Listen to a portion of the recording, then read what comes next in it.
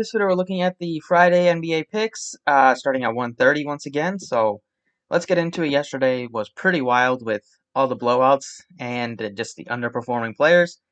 Hopefully today goes a lot smoother. So let's get started. As always, appreciate it, hit the like on the video and subscribe if you have not already. Starting off here at point guard, you have Luka Doncic at 10-8 as your most expensive player on the slate. He has been playing pretty well. Last game against the Clippers, it looked like he was going to be like the must-have play, and then he got his fifth foul early in the fourth and only ended up playing 28 minutes because he sat most of the fourth, but he was on pace to drop over 60, maybe get a triple-double in that one. He still looks like a good spend-up. Definitely go with Luka over Donovan Mitchell. Mitchell's been shooting just unbelievably good. Don't expect him to shoot that well once again. He's just not that efficient of a player. And Mike Conley's back for this one, so Mitchell's production should go down. And also, that game, he kind of went off in the third. The first half, he didn't do much, and then third quarter, they just couldn't miss. So definitely not interested in paying 94 for Donovan Mitchell. I think you could look at, like, Kyle Lowry's price tag has come down a bit, 7,800 now. He's just going to play so many minutes. We know what Nick Nurse likes to do with Kyle Lowry and Fred VanVleet, so they play a bunch of minutes. With them being so closely priced, I would go with Kyle Lowry. Murray looks fine at 7K. Kemba looks pretty decent at 66. Price tags come down on him. If you wanted to go with Conley, he's back for this one. 59, I'm not expecting any sort of minutes limit or anything. He was playing big minutes, and it's a playoffs. They got to need him out there. Definitely going to be a big boost defensively over a guy like Jordan Clarkson playing a bunch. Clarkson should still get minutes, but Conley's just going to turn it up defensively. And he can play pretty well here against Denver, and they're going to need him to. And heading into, before he left, he was playing very well in the bubble, so hopefully that continues. Then you have Tyler Johnson is 4,200. Interesting to see what kind of lineup the Nets roll out. I think they could start Tyler Johnson if they wanted to, because the Raptors run two small guards a lot with Lowry and VanVleet. And without Joe Harris, they're going to need another scorer on the team. Johnson can shoot a little bit. He's not the best shooter. But overall, they're going to need just another playmaker. Even if he doesn't start and they go with Kuruk, he should still see good minutes off the bench. So Tyler Johnson could be a nice, sneaky, low-owned tournament play. And then Reggie Jackson is just a value play right now. There's not a lot of value on the slate below like 4,000. There's a couple names that stick out, and Reggie Jackson is definitely one of them. Patrick Beverley is doubtful, so he should not be playing tonight once again. So you should see about like 25 to 28 minutes for Reggie Jackson. Played 26 last time that Beverley missed and was decent. He made a couple of threes and got a couple of rebounds. Didn't do much of anything else, but on the season he's averaging just under a fantasy point per minute. It's going to be different with him playing with George and Kawhi and Lou Williams, but even if he gets you like 0.8, 0.9 points per minute, 3,500, should be able to pay off that salary. At shooting guard, we have LeVert is 8,100. I like LeVert a lot today just because not expecting him to shoot this terrible again. Unlike Donovan Mitchell, who just can't miss, LeVert just can't shoot. Right now in the first two games, I think that's going to even out. He's not that bad of a shooter. Shot 5 of 22. Even if he made like 40% of his shots, he would have been well over 50 fantasy points. The game before that took just 14 shots, and no Joe Harris, which is going to mean they're going to need more of his scoring out there. So 8,100 for LeVert. I like him a bunch. He's getting a ton of assist opportunities now that he's starting at point guard. Definitely think you could look at Jaylen Brown at 7,200. Lou Williams looks fine at 56. No interest in Clarkson now that Conley's back and his price tag is up. Garrett Temple's fine at 5,100.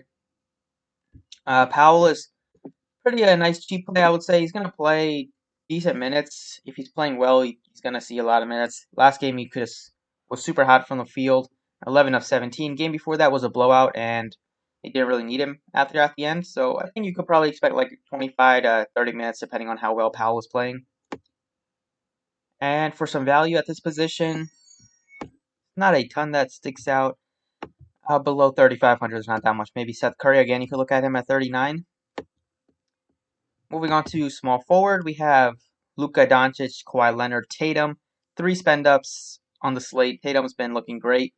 9,200. The Celtics blew out the Sixers last game, so Tatum and Jaylen Brown and Kemba, they all rested most of the fourth quarter, so you only saw 31 minutes from Tatum compared to 41 that he played in game one. So hopefully the Sixers can keep it close because I do like some of the Celtics today. I like a couple Sixers.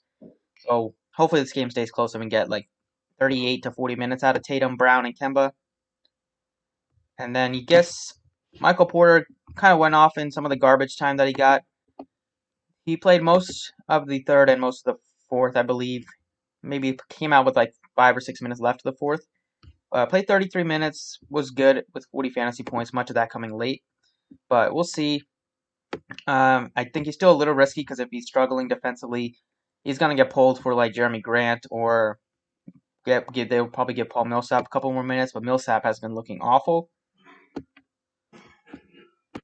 And then the good play that I like is, or a good value play that I like is TLC, Timothy Luau Cabarro at just 4,600. He's going to see similar amount of minutes that he saw last game to play 36. They're going to need his offense out there without Joe Harris. He's probably going to get a bump in. And some of the other peripherals are just going to run into some more rebounds and assists. Like, only had 2 rebounds, 17 real-life points. I think he's a good value play at 4,600. The price tag is really fair, and he can go off. And the price tag even went down, which doesn't make a lot of sense. Just because the opportunity is even higher, the usage should be even more. Power forward, it's Tatum, who I like a lot. Again, he was looking great. And then, well, he still played great. Just the minutes were down because of the blowout. But if he got his full allotment of minutes, probably looking at 60 plus out of him last game. The no Gordon Hayward news benefits him a lot just because he gets the biggest bump in usage out of any of the players in the Celtics. And he made the most of it. The Sixers just have no match for him defensively. They have nobody that they can put on him with confidence.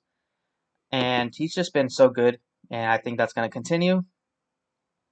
Other guys to look at power forward, I guess, are maybe Marcus Morris, who's been seeing like full minutes, 32, 35 minutes, been playing really well, getting rebounds, being a good defensive presence. So he's going to continue to get minutes because he's a very good defender and he can shoot a little bit.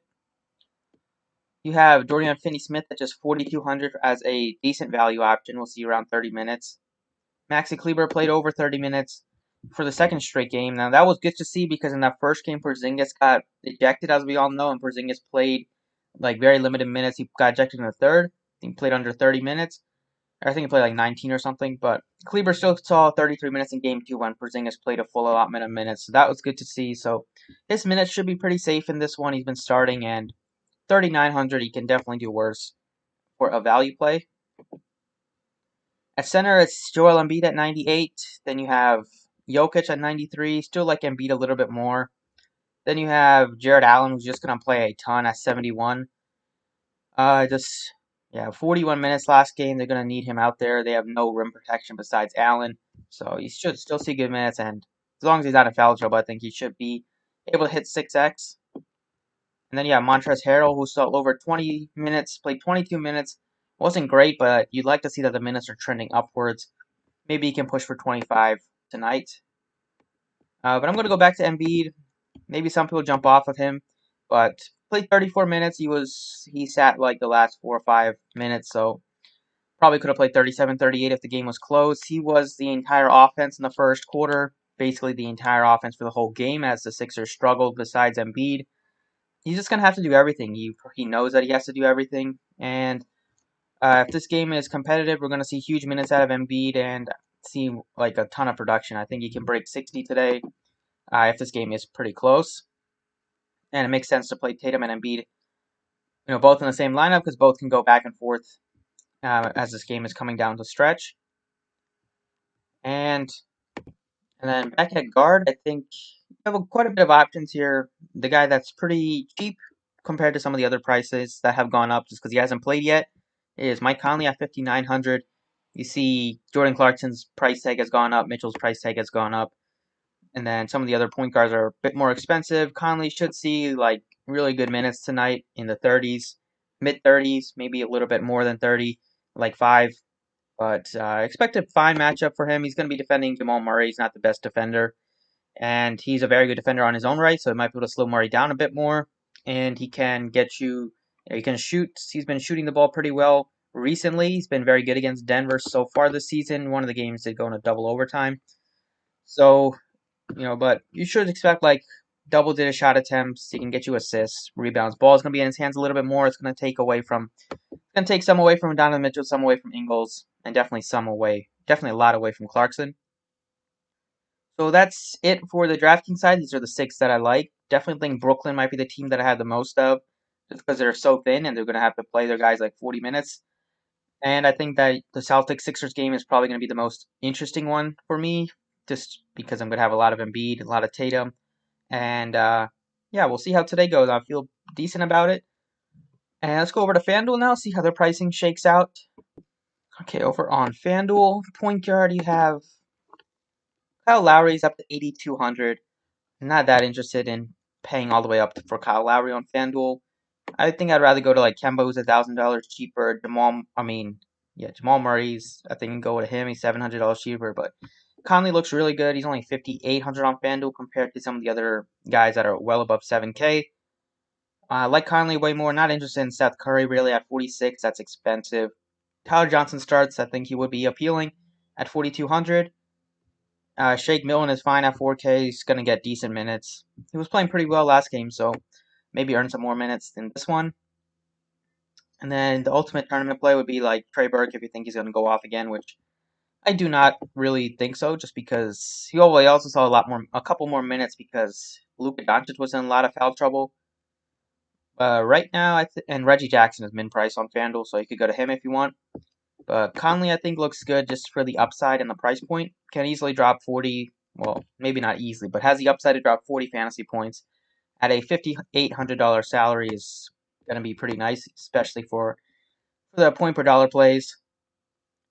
Shooting guard, it's LeVert is my favorite at 8,400, then Doncic, and then Paul George, then Mitchell. Not really interested in Van Fleet. Lou Williams looks pretty good just because they're going to be without Beverly, so you should see a couple more minutes and definitely be in the closing lineup again. And then Timothy Luwawu-Cabarrot looks fine at 51. They're going to need him to play huge minutes, maybe like 38 to 40. But still going to go with LeVert. I think he has the ability to drop high 50s, 60 fantasy points as long as he doesn't shoot 5 of 22. You know he's going to shoot a lot. He can get to the free throw line. And he's just going to be able to get his teammates involved just because he's been doing that and showing that in the first 2 games. Small forward, Kawhi Leonard looks decent. He's going to need 60 fantasy points out of him. We also have some other guys that have the ability to go for 40 fantasy points with Siakam, Harris, and Brown. I'm going back to Jaylen Brown at 7K. Just going to know that he's going to see way more minutes than 28. He was playing well and then didn't see very much minutes in the fourth quarter at all. I played like 2 minutes. That's it. We're going to see like 38, like he's played in game 1. If this game is within 10 points, he's going to see very solid minutes. If you gave him like 10 more minutes last game, he probably would have got you 40 plus. And I just like him without Gordon Hayward. It's going to be more rebounds for him, more just opportunities. He's not a big-time assist guy, but he can get you some like open threes. He can get you some deflections, some steals. And small forward, I'm not that interested in Ingles anymore now that Conley's back. Hardaway is always hit or miss. I think Temple looks fine, although you can also be hit or miss if his shot's not falling. But there's a couple guys that I like, and I think Brown is definitely one of them. Power forward, once again, it's not super deep. You have Tatum, Porzingis, Porter, and Morris that stick out. I guess you could look at O'Neal again at 48 was great. The game before that. Kleber's only 4K. He looks decent, but I'm definitely going with Tatum again. The Tatum-Brown combo, they're going to just do so much offensively. You can also throw Kemba Walker in there, but it's going to be tough. Like, this game is close. You're going to always have one of Kemba, Brown, or Tatum on the floor at all times, and you know those 3 are going to combine for like 80 to 90% of the team's points. And then last but not least at center, Embiid is 10-1. I think he always looks fine at center. Then you have Jokic, 94, $700 cheaper. Could go to him if you want. And then Jared Allen is 7,400. He's going to see a bunch of minutes. He could definitely pay off 6x, but I'm going with Joel Embiid again. I definitely think he has the ability, just with how much of a mismatch he has against some of these Celtics guys that are trying to defend him. He has the ability to drop 60, 65, 70, and he's going to need to if the Sixers are going to win any of these games. So hopefully it can happen in Game 3. I don't know if he'll be super popular today because there are some other spend-ups on the slate, but definitely think Embiid is going to look great. I mean, he lost minutes due to the blowout, but he was on pace for a big game, especially after that first quarter. So that's it for today. These are some of the plays that look good in my mind. Hopefully, you guys enjoy the video. Thank you for watching, and good luck today.